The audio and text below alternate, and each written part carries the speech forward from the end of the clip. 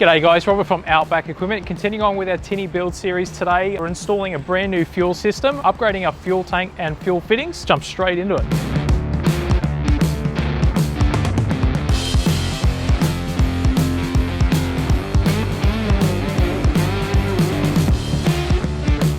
Alright guys, as you see here, we've got our original fuel tank being a 25 litre, the old original fuel line. Here we have a new Scepter 45 litre fuel tank and fuel line. To quickly run you through some of the details of this particular one, it is in two different sizes. This being the tall model, it does come in a low profile, was obviously slightly different size.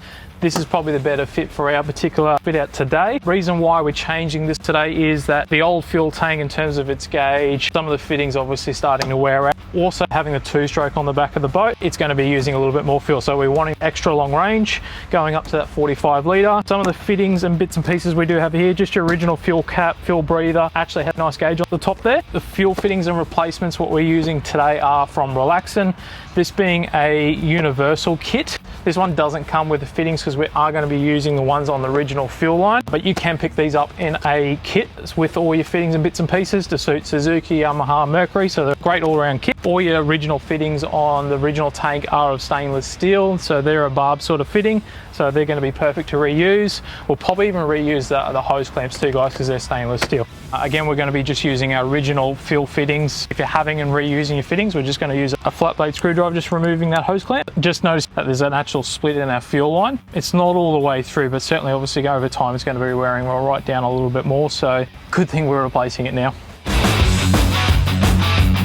So we've gone ahead and removed our fuel fitting, attached them to our new fuel line, so we'll go ahead and do that now. Once you've got your fuel line out of your packaging there, you'll notice straight away on what we call a primer bulb, basically primes your fuel to the actual motor from your tank. There's a little arrow, so forward meaning you were going towards the motor from the tank. We want to make sure you fit motor side fittings to this end, again to what the arrow is pointing towards. So that's our fuel tank fittings all fitted to our fuel line. Moving on to our Barb for our fuel tank as well.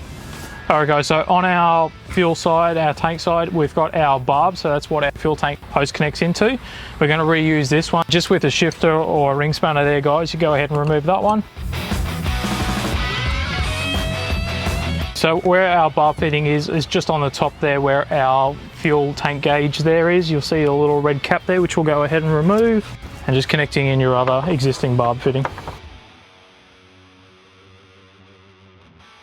Got our Barb fuel fitting in there now. Again, just before you do have to buy this or reuse your existing one, the fuel tank doesn't come with one, just as a note, but pretty much everything is all ready now to connect our fuel hose, connecting the motor, fill up some fuel, and we're going to go out fishing.